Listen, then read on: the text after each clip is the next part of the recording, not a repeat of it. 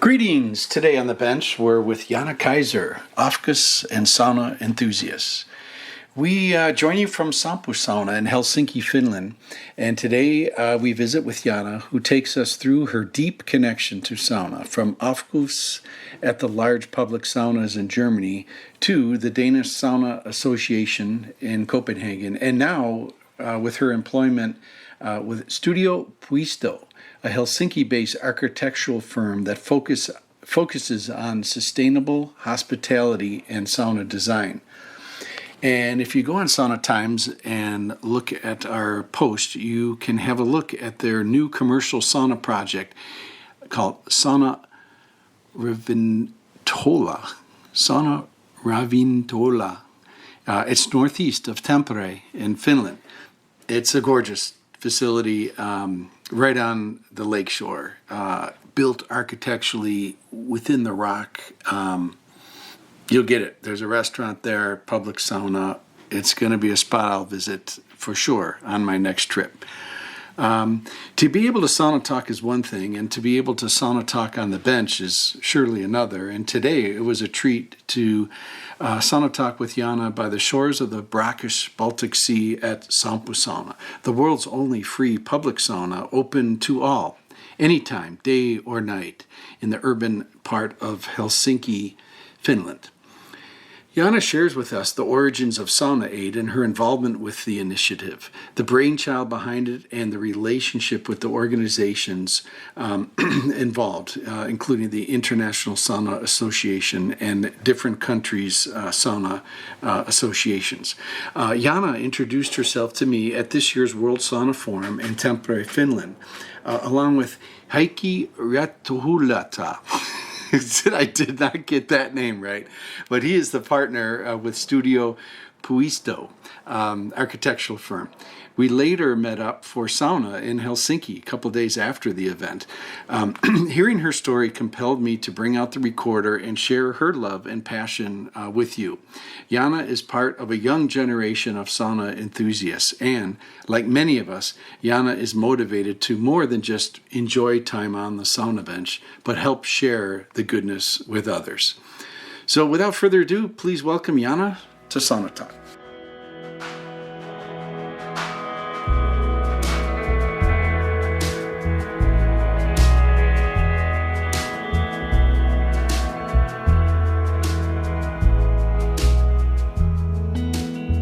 This show is brought to you by Lampa Manufacturing, maker of the Vapor Fire wood furnace and the Kuma wood-fired sauna stove.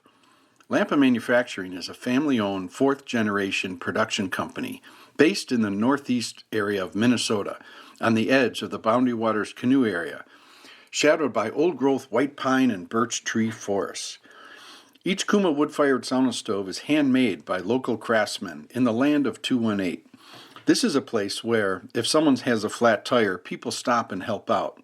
This is a place where, for decades, if someone, say, had a crack in their car axle, they would limp their vehicle over to Daryl Lampa at Lampa Manufacturing, where he would stop what he was doing to help weld their friends' or strangers' vehicle and get them moving again. All the quarter-inch steel for each Kuma stove is U.S. made, Minnesota sourced, as is all the material for your Kuma stove. Garrett Lampa is president, CEO, and fourth-generation owner. I drove him crazy recently, challenging him to try to identify one single component of the Kuma stove that is not produced on-site or locally sourced. If all this isn't enough for you to replace your tin can sauna stove with a Kuma, let's talk about the heat and the longevity. During my 12-day trip to Finland in 2019, I enjoyed 50 different saunas throughout Finland. The heat I experienced over there in Finland is right up there with the heat from a Kuma stove. And this makes sense, as the 4 generations of Lampas are all 100% Finnish, and all 100% Finnish welders, and all 100% empirical tinkerers who would gather together in their garage in 20 below zero and mess around with how to make a stove that burns the hottest. Good heat is in their DNA, and so is sustainability. The Kuma stove burns super clean and efficiently, My neighbors never know when it's sauna time, as my kuma does not emit any smoke, especially as I've mastered the upside-down fire technique to get it rockin'. You will never find a kuma in the landfill. My cabin's sauna's kuma is from 1996. My backyard sauna's kuma is 2003. They purr along as well as the day I installed them. The only question you'll have to ask yourself with a kuma is who you will be leaving your sauna to in your will for when you leave this earth. I dig the kuma stove, and I would applaud it and hope you consider one for yourself as well.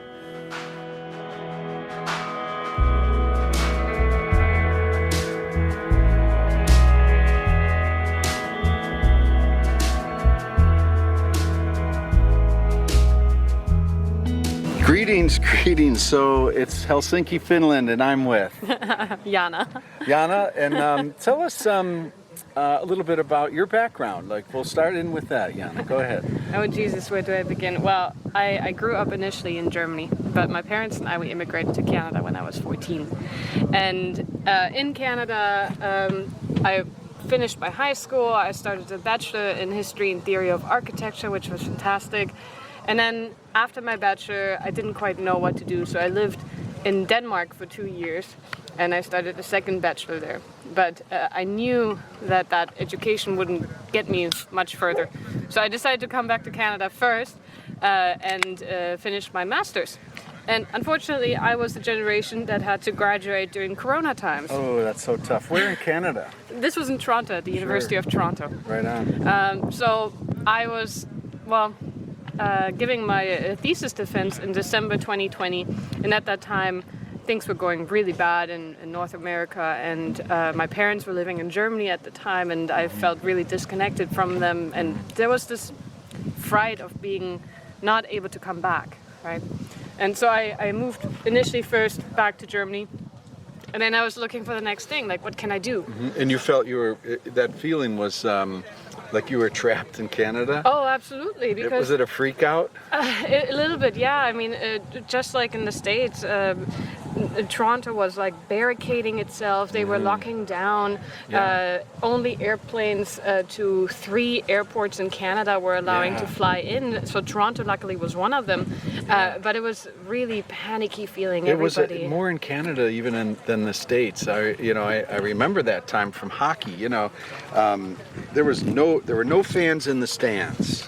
That's saying something for Canada hockey. But yeah, even now, the whole coronavirus thing it seems a little more lockdowny in Canada. Absolutely, they just extended the travel restrictions for another month, which I don't understand, because the airports are completely overrun by people. Everywhere there's warning of extended time periods, waiting times, and people missing their connecting flights. Oh, it's insane, isn't it? And that's today, and now it's 2022, and this. So going back 2 years, there you were in Canada with your parents in Germany, right? Yes, exactly. When all of this was happening with the pandemic, I really felt like I was more European than Canadian at that time, which was really sad for me, because my heart is in Canada. I identify with Canada very much, and but at the time, it just told me, my life told me, like, you have to come back to Europe, and so I did. You did. Okay. And then what happened? So I moved to Copenhagen, and in Copenhagen, this is where my sauna journey began, really, because as a German, my parents and I would always go to the sauna together, and the German sauna culture, as you know, is quite intense, with show saunas and these sauna landscapes where maybe a lot of aufguss. A lot of aufguss, exactly. And is it all aufguss pretty much? Or No. You can go. In Germany has a lot of these bathhouses, which a lot of people don't know. But Germany has a very, very long bathing culture that goes all the way back to the Roman times. And so as children, we would always go to these swimming pools and like amusement swimming pools in a way, with slides and like different kinds of pools, hot pools, salty pools, cold pools, and then sauna culture kind of started in Germany in the after-war period, but this like Aufguss culture really took off in the last 10 to 15 years, something like that. And so what my parents and I would do is we would go to one of those sauna landscapes, and these sauna landscapes, they have like maybe 10 or 15 different kinds of saunas and steam houses. And there you would have a schedule. So maybe every half an hour or every hour, one of the saunas would have an Aufguss session. Oh, nice. So you can pick. If you don't like it, you don't have to go. And if you do enjoy it, you time it in a way that you can go. Yeah. And then they schedule it in a way, maybe at 5 p.m. it's a herbal sauna, and at 6 p.m. it's a show sauna. Sure. And then at 7 p.m. it might be a sound sauna with sound bowls and singing saunas. Sure. And it's scheduled, and you can pick, and you go to the sauna where that exhibit or that performance would be happening. Exactly. So like you go there, and you have to go there early because it's very popular, and maybe you don't get a spot. That's true. So you'll wait on the outside. You'll wait a couple of minutes before the. Yeah, right. And how many? So and where? When you describe this, where is this sauna in Germany? The one you're describing here, so the typical one. Yeah, so like the ones that my family and I go to. My family originally comes from Hanover, and there's one bathing house in Hanover that's called Aqualatium. Okay. And that has one of the really nice in sauna. Hamburg. In Hanover. Oh, Hanover. Yeah. I'm sorry. Yeah. And then there's one in Osnabrück, which is called Bali Therme.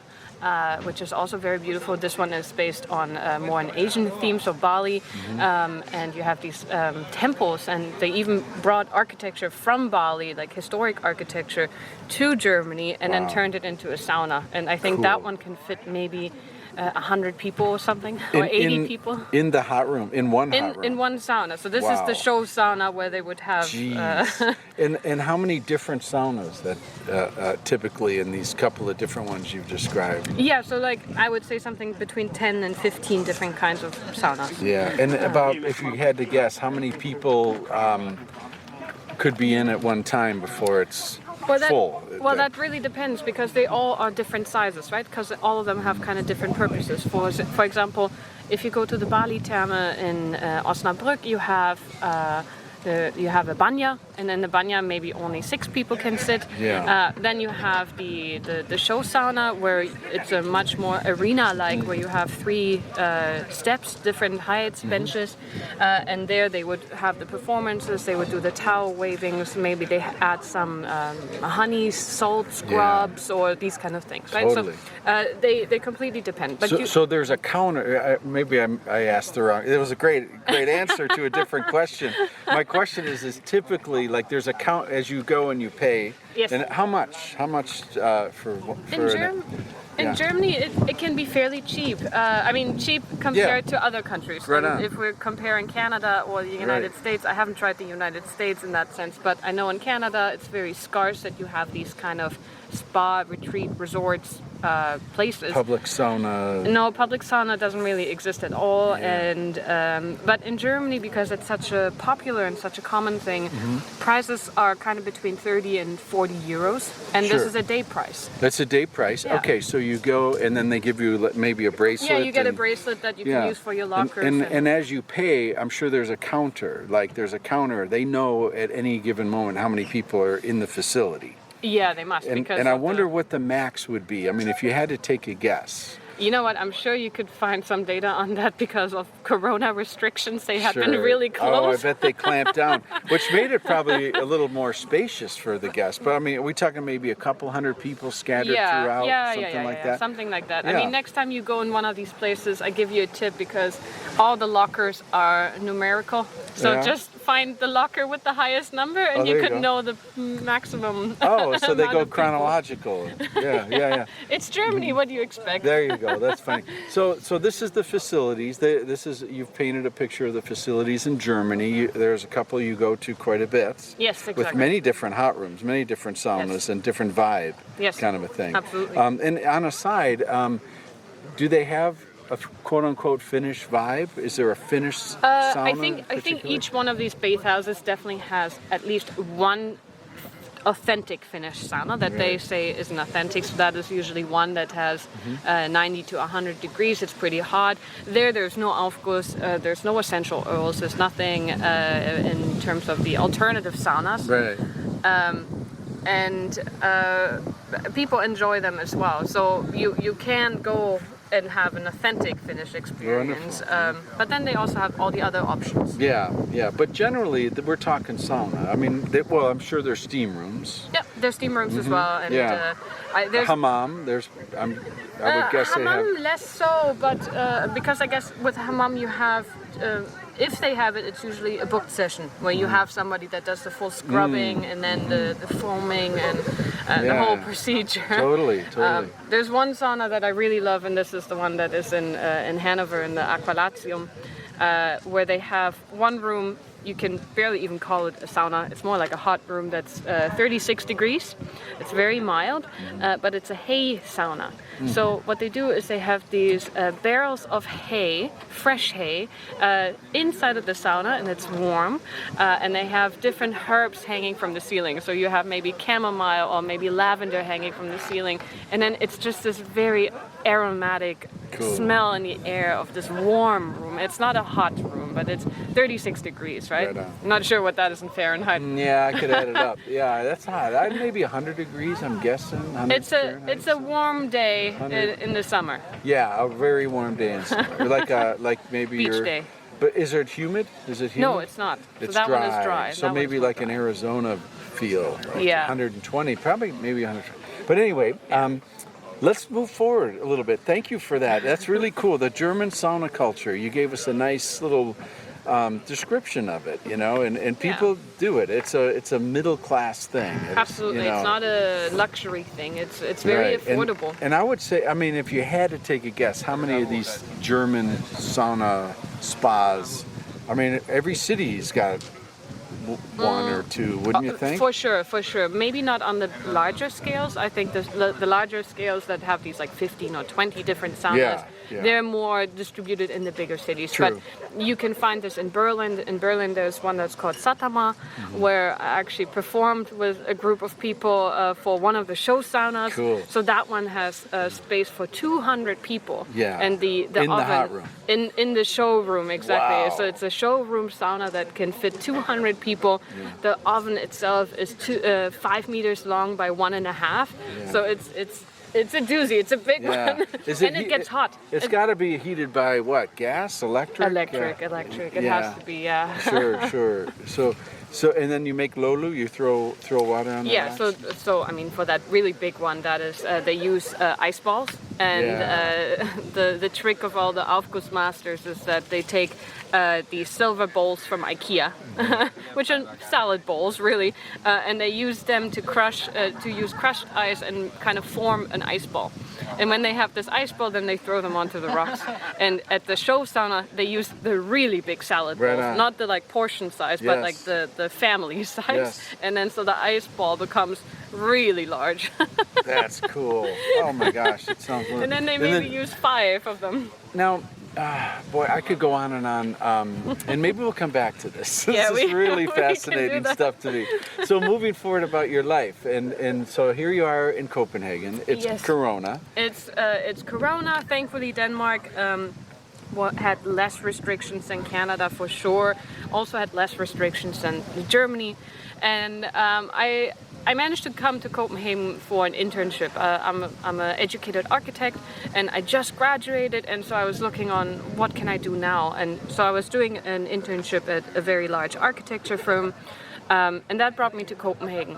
And through this position now in Copenhagen, I met some sauna enthusiasts, and they really opened up the sauna world for me. These enthusiasts are, and I'm sure some of your listeners know them personally as well. For example, Pang, who is one of the Aufguss gurus, because he has been doing Aufguss since the beginning of the German-style Aufguss. And so he travels all over the world to teach people how to do a German kind of style Aufguss.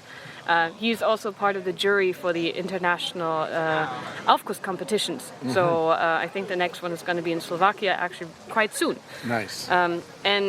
So he's also part of the Danish Sauna Association. And then we also have my friend Christian Rebedeau, who is, I guess, in a way a little famous for his Dracula performance because he's from Romania, and so in 2016 he was participating in the International Aufguss Championships, and I think he got 6th place for his Dracula performance. And Pang and Christian were the ones that really introduced me to doing Aufguss myself. Instead of now paying for a place to go to and doing the scheduled kind of Aufguss, they taught me and my friend how to do it ourselves. And through them, we participated in the certification from the Danish Sauna Association to finish the certification in a way. And then we started regularly, like maybe once a week, meeting up and having our own little sauna party, basically. Cool. Right on, right on. In where exactly? In Copenhagen? In Copenhagen. Yeah, yes. at a specific sauna, or? We had access to a public sauna that we could rent out and have for ourselves privately. Right on. And then so we would go there, and then we did the whole shazam. We had lights, we had musics, we had essential oils, and a lot of fun. Most of it. Yeah, right on. It's fun. And so, describe what that would be like, and describe the sauna for us. This exact exact sauna. Yeah. So this sauna was located in a public swimming hall in Denmark, and the sauna can fit about 10 people comfortably, I would say. So it's a medium-sized one. It's not a very large one, but it's not a very small one either. Because it was in a swimming hall, we were able to use the facilities there as well, and we didn't have access to nature per se, but we made it worthwhile, because every time we would meet together, we would bring some fresh oranges or clementines or berries and chips and drinks, and we would do it 3 times, 3 to 4 times usually, and then we would switch around. After a while, we got better and better, and maybe we got more motivation to do it ourselves. So, for example, my friend Sarah, she would do an Aufguss, I would do the next one, and then Christian or Pang would do the last one. Wonderful. And would other guests just fall upon, just stumble upon this, or were you doing this all on your own? No, so this was really private, but we would invite people, of course. Yeah. We would invite guests. Yeah, right. I must say that I'm a little evil in that sense, because I really like to shock people, because we would go naked there, and we were mixed gendered, right? And so I would invite my friends, and we'd be like, oh yeah, we'll just do sauna. And they're like, okay, it sounds nice. Right. And then they come to this, and they don't know what to expect. They've never experienced such a thing, and at the end, all of them loved it. I even converted one of my Finnish friends who had been telling, about Aufguss and what we do there, and he was always like, no, that's sacrilege. The Finnish sauna is done in one way and only one way. And he came. I managed to get him to come to one of our Aufguss, and I think at the end he quite enjoyed it. Wonderful, cool. So you're in Copenhagen, and tell us about the internship. A little bit more there. So the internship was at Bjarke Ingels Group, which is in the architecture world a very, very known name. This company has created a couple of skyscrapers in New York, a lot of projects in all over Europe, and they have offices in Copenhagen, Barcelona, New York, and London. So they're quite big. Big for the name, and it was a great time. It was, in a way, I like to describe it as it was a summer camp for architects. We worked a lot, and we would work quite a lot of over hours as well, and maybe too many hours, but it was a lot of fun, because you're surrounded by so many creative people working together, and passionate people and young people, and so really it was kind of a summer camp, because you would be friends with your co-workers, you would eat dinner with them, you would do activities with them, you would have a Friday bar. In Denmark, they have such a thing called Friday bar, where every Friday they basically party together. They don't just have one drink, that would be very, very simplifying it, but they really go hard on alcohol. So it was a fun time. But after the 6 months, I wanted to move forward with my own career, and I was looking for something else. And my search then brought me to Finland, actually on a vacation first. First, this was last year in August. I came to Helsinki on a vacation to meet a friend of mine, and we were here for I think 5 or 6 days, and we met up, and it was really lovely. And the weather was terrible. It was very cold in August, but nonetheless, it was really lovely. And I remember back then looking at the city and thinking to myself, oh, this is a very livable city. It would be quite nice to live here. At the time, I didn't know that I was going to move to Finland. I had no clue. But that was kind of the start of where we are now. And through my search of finding a new job, I started applying outside of Denmark as well, because unfortunately I couldn't find anything in Denmark. And then so I was applying for this architecture firm here in Helsinki. And they had 81 applications for this one position, and at the end they interviewed 4, and then at the end they chose me. Oh, congrats! That's great. But chronologically, you've done some work for the Danish Sauna Society. Yes. So staying with the chronology in a sense. so filling in that little gap. So yes. there you are as an intern in Copenhagen in architecture. Exactly. And then you were getting into the Aufgus experience in a big way. And tell us that little gap between. Yeah, so in that gap time, while I was unemployed and I was searching for a job, to kind of keep my sanity, going to sauna helped me very much. And through my friends and through my friendship with Pang and with Christian, they opened up some doors for me to work with the Danish Sauna Association. The sauna world is very small, and the Sauna Association world is even smaller. So through them, I became friends with Kim Petersen, and who is at the moment the current president of the Danish Sauna Association. And I said to him, listen, I'm unemployed at the moment. I have a lot of time on my hands. If you need any help, maybe some of my architecture skills can actually be useful to you. I have a lot of graphic design skills, like maybe we can do something, work something out. And he was very thankful for that offer, and we started working together. And very early on, he came to me, and I remember he was calling me on the phone. He was like, Yana, we're gonna write history. And I was like, Kim, like, what do you mean we're gonna write history? And he's like, we're gonna start an NGO. We're gonna start a foundation to help refugees in Ukraine. And I was like, okay, interesting. Tell me more. He was like, we're gonna create Sauna-Aid. So what Sauna-Aid then was this foundation that got together mostly from people from the Sauna Association. So the ISA is the founding figures of this, and the International Sauna Association, exactly, which is the overriding umbrella of all of the associations from different countries, exactly, including the Danish Sauna Association. Exactly. And then so coming together, and so instead of helping out the Danish Sauna Association, now I kind of got recruited to help out with Sauna-Aid a little bit. And I was helping them with some of the very beginning steps in terms of creating a logo. I didn't design the logo, but I modified the logo to make it a little bit more modern, and I used my graphic design skills to put it into a vector and change the colors, and so I cleaned it up basically. The design was already there, and then I cleaned up the logo, which is now the official Sauna-Aid logo, and I was helping a little bit with the marketing at the beginning, trying to set up the Instagram account, for example, and creating some of the first posts. And through that, of course, that's how I met some of the other people that have been on your show.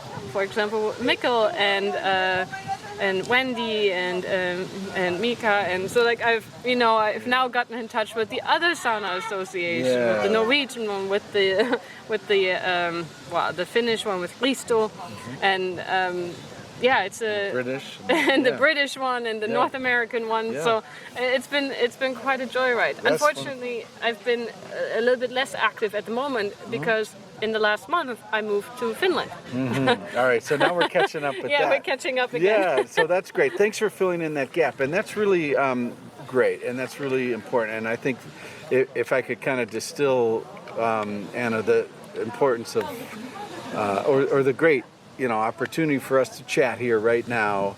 And we're going to talk about where we are right now here too, which I'm really, really looking forward to. I want to bring any of you here I wish listening. people could see this right now because we're sitting here in the sun right by the water, which is ocean water, and with multiple sauna behind us. Yeah, it's quite magical. It is, and let's dive right into that about where we are. But before we do, okay, just to put a little ribbon on top of Sauna-Aid. Yes. Let's do the work first. So those listening, help pitch Sauna-Aid to listeners. There are a lot of listeners to Sauna Talk that really resonate with sauna, how great it is. And you alluded to this before. I mean, how sauna really helped you through a stressful period. Absolutely. And now, in moving forward, it's such a, I mean, you dig it, right? I dig it. You know what? I can't imagine a world without sauna now because it's not only has it helped me with my mental health and with the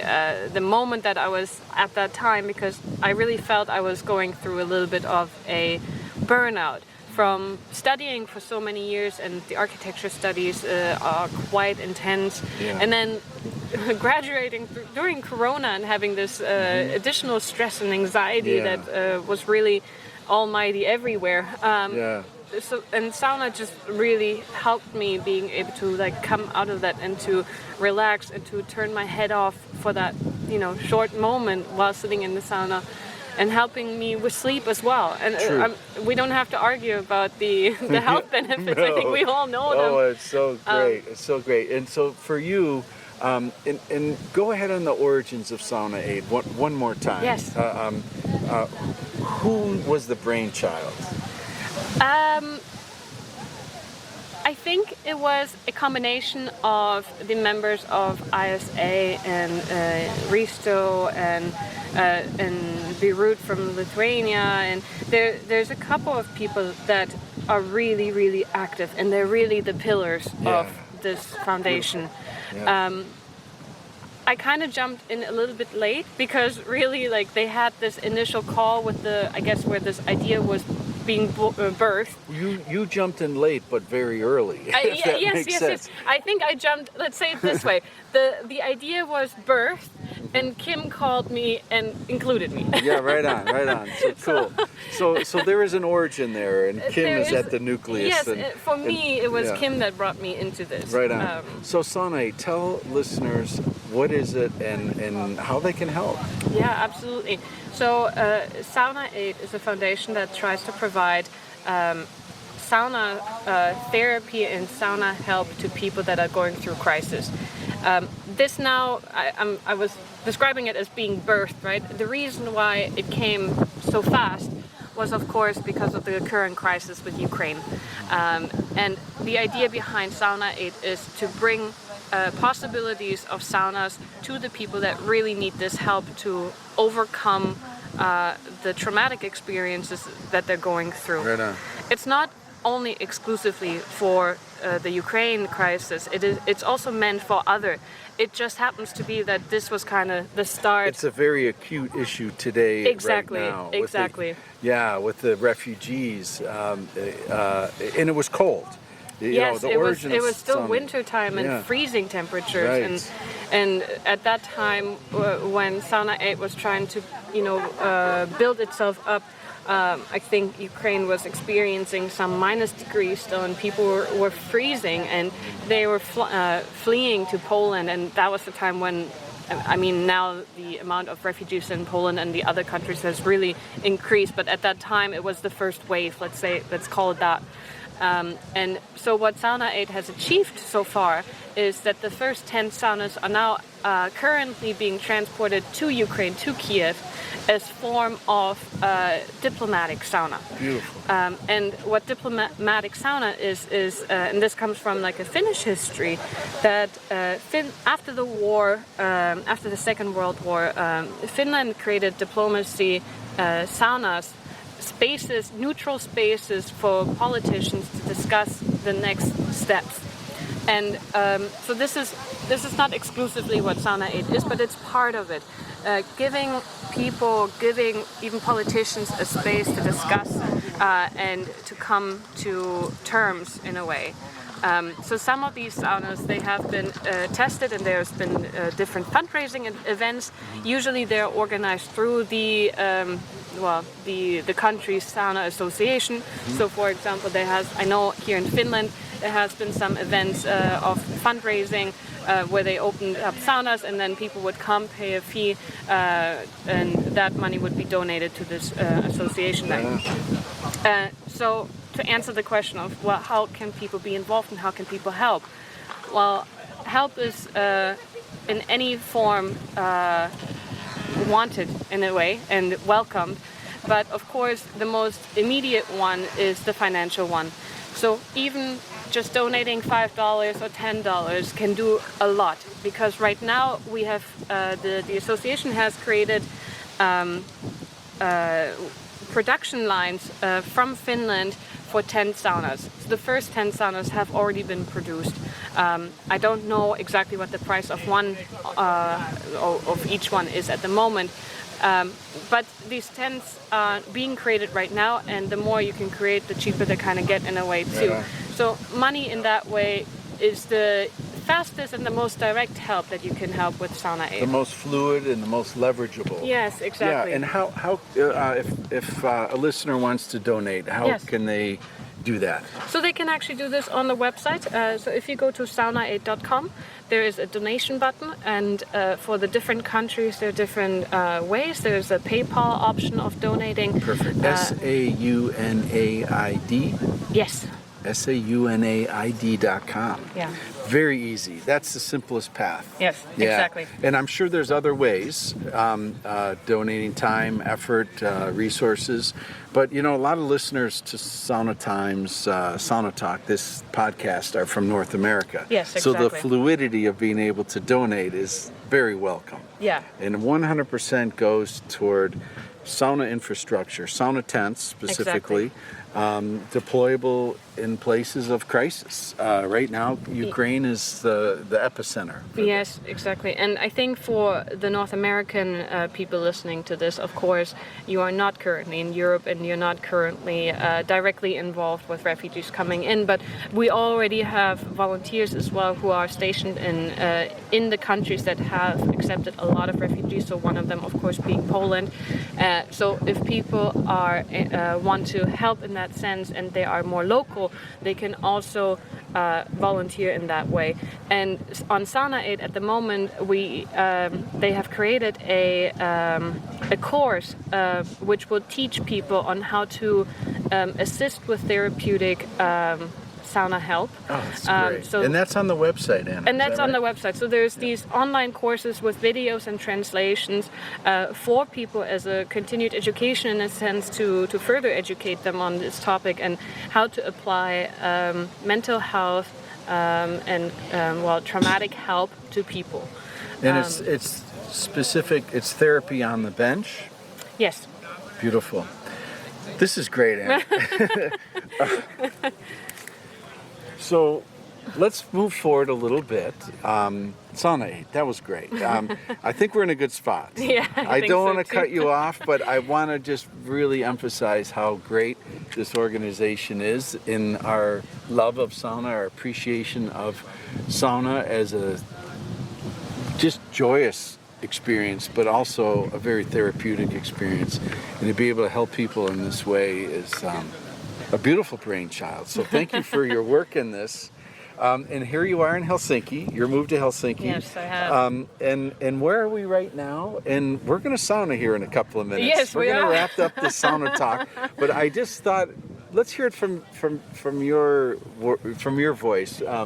Describe where we're sitting and what the vibe is. Right on. So just to give a little bit of information about me, I've only been here in Finland now for 1 month. So this is my first time here at the Sompasauna as well.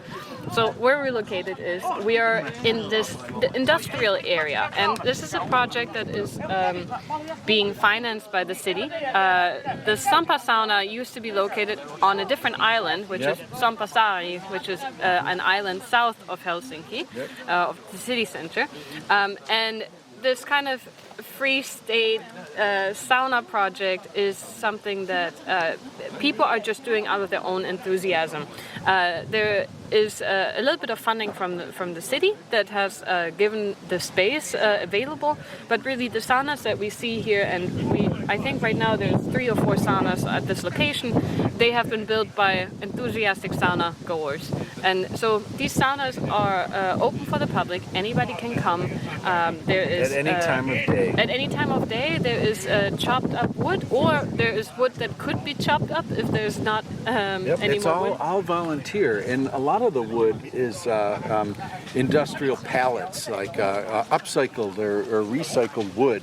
So we have a whole wood cutting and processing station. Yes, and so if you come here and the sauna, for example, is turned off or there's no fire going, then you can turn on a fire by yourself and take the wood that you require and need and turn on the sauna. And right now, I would say that there's maybe about 40 or 50 people here. Yeah, I think even a little more. I mean, it's getting crowded. It's getting crowded, and yeah, I mean, so we're looking at 3-4 saunas, and as Anna's saying, we're right by the sea here, and so you have a water element, a cold plunge, and I'm looking over my shoulder, and I've seen half a dozen people going in the sea, and then another few in the sea, and another few coming out of the sea, and then it's all free. It's all free, and it's free where you flow. You can go visit any of these saunas, and we are right in Helsinki. There's a metro stop very close by. It's a little funky to get here. How did you get here? Oh, I came here by car. So okay, so you drove, and it was easy to park too. It was easy to park because you have to understand, we are here in this very industrial kind of area there's a lot of like construction deprived by the waterfront here. Like I can see concrete with some rebar and some pillars and iron and different kind of construction materials. And because this area is going to be developed by the city in the future, for now the city gave permission for these saunas to be placed here and for people to come here and kind of have this alternative free public sauna experience. Mm-hmm. And I don't know if you've been to Copenhagen, but in Copenhagen there's something called Christiania, which is a free state, and this has a very similar vibe to Christiania in Copenhagen, that it's very alternative. It's not fancy, it's not luxurious, but it's beautiful. Anna, the heat is good. I mean, this is the thing. I mean, I think as my evolution in sauna, continues, I'm becoming a little bit more particular in where I will put myself on a bench, and I have to tell you, the heat in all these 3 saunas is very good. Yeah. So it's really quite ironic in a way where it does not take a lot of money and resources to create really good heats. No, absolutely not. A really good sauna, and we're feeling it here. And I'm kind of getting a little excited. Can you tell in my voice I want to go sauna? Yeah, I want to go sauna too. Let's I know. go. I'm already up standing. And Anna, I just want to thank you for being a part of Sauna Talk. Before we go, a couple of rapid fire questions. Stand up with me, and we'll get ready for sauna. The Sauna-Aid thing was so great to hear, and we were together at we met in Tampere just a couple days ago. Yes, at the World Sauna Forum 2022. Are you happy you came? Oh yeah, I'm absolutely happy. You know what? I got the opportunity through my current work because this architecture firm I'm working for, Studio Puristo, they have specialized in hospitality architecture, and they've created a lot of resorts, and they've a lot of hotels, and a lot of them have a spa feature in it, and a lot of them have a sauna in it. So they were invited to give a lecture there, and so my boss Heikki, he was giving a talk, and I took the opportunity, or I asked them, like, can I go? Yeah, and totally. they were like, oh, like, you're really a sauna enthusiast. I'm like, yes, absolutely. Oh, that's so great. So is it a coincidence? And tell us the name of the firm again. Studio Puristo. Puisto. And what does that mean in English? Puisto? Puisto means park, so it Okay. means studio park. Studio Park. And Studio Puisto is did you get the position because of their work with sauna or not specifically? No, not specifically, but I think it was a big selling factor for me why I initially applied for this architecture firm, because they are doing so many saunas. And when I interviewed with them, they asked me about this as well, if I had any experience with with resort or hospitality architecture. Right on. And maybe directly I don't, but at least, the passion through the people that I have met now, I've learned a lot about the technicalities of a sauna. Nice. Of what makes a good Good sauna, for what you. makes a bad sauna, Right and on. why. Okay, so I'm going to put you on the spot, and we are going Yes. to sauna here in a moment. What is one of the? Give us an example of one of the. What is a good sauna? Yes, from an architectural standpoint, or design standpoint, or functional standpoint. Well, what's something that you've learned recently Yeah. that you didn't know before? Well, I can be very critical about saunas nowadays, looking back, because I know more. And one of the most critical things is that I think a lot of architects dream to build a very fancy-looking sauna. And there are some of these very beautifully designed, architecturally speaking, saunas in like the forest and like this nature. But what architects who don't use the sauna, or who don't maybe know how to use the sauna properly, understand is the shape of the sauna is extremely crucial. And so the shape and air circulation and air access or vent access and water, all of these things, they're very technical, and they really create the efficiency of a good sauna experience. Thank you for that. Yeah, So- good. So unfortunately, a lot of architects, they don't build good saunas. They I agree build with that. beautiful saunas, but not good That's saunas. so well said.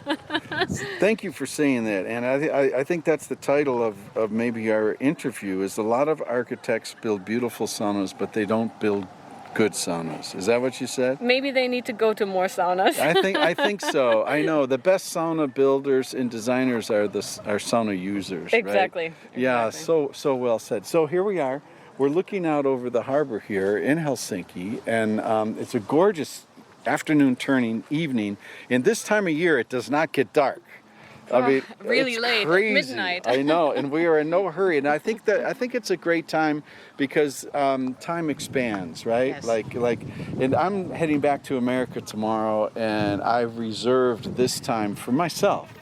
And with you, and to spend some time on the sauna bench. So, as you think about a sauna session, and you have many, is there a favorite moment for you? The heat up, the cool down, round one, round two, round three. Is there a favorite moment for you in sauna? You know what? I think my favorite moment is that moment of shock when you go into the cold water and you come out, Yeah. and you just overcame the shock. Maybe you let out a scream, and you come out, and then you have this energy in your body. I think Yes. that's my favorite part of the Beautiful. sauna overall. What do you think is most misunderstood about sauna? And I'm asking this in context of the fact that you're European, you're Canadian, but you're Yes, you're really European-based. European about sauna. And there's in North America or somewhere where sauna is a little bit less understood. What is most misunderstood about sauna? You know what? I think one of the big misunderstandings of sauna is that particularly authentic Finnish sauna, as it's always so beautifully called, is a very cultural and traditional thing. It's almost a sacred ritual, and I think people who didn't grow up with that kind of ritual and tradition, it can be very intimidating because it seems so sacred in a way.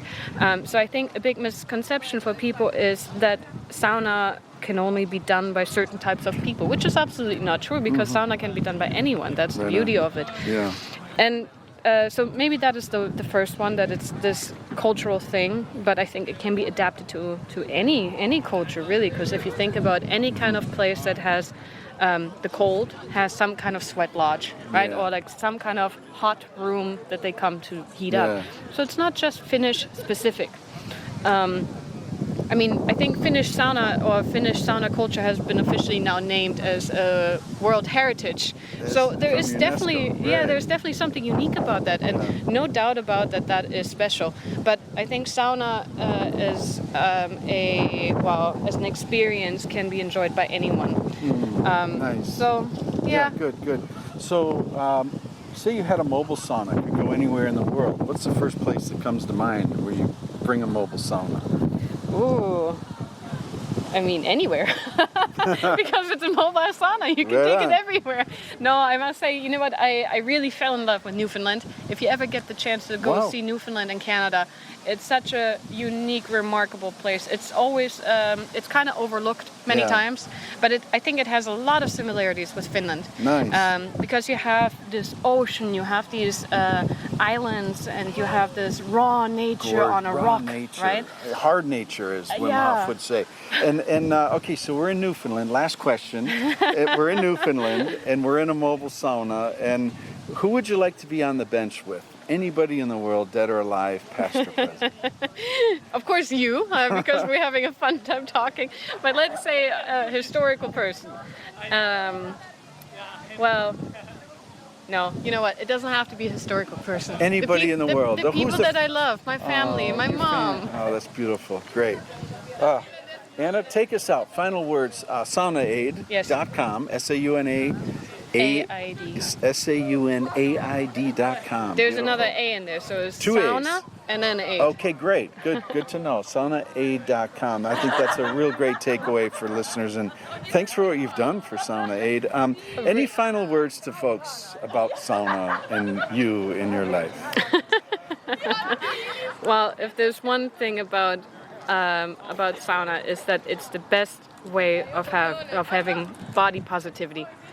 Because it doesn't matter if you're naked, if you're clothed, if you're big, if you're small, if you're tall, if you're short. In the sauna, everybody is equal. And to me, that's beautiful. Thank you, Anna.